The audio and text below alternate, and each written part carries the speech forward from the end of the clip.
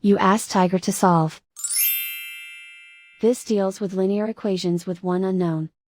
The final result is w equals 5. Let's solve it step by step. Simplify the expression.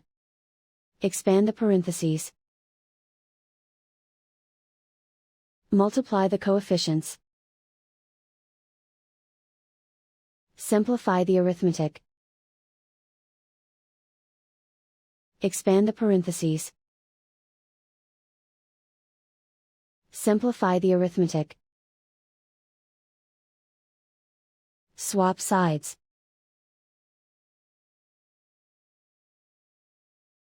Group all constants on the right side of the equation. Subtract 4 from both sides. Simplify the arithmetic.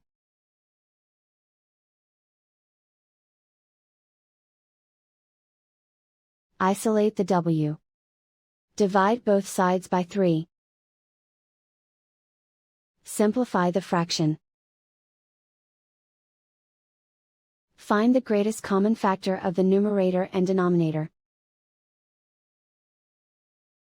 Factor out and cancel the greatest common factor.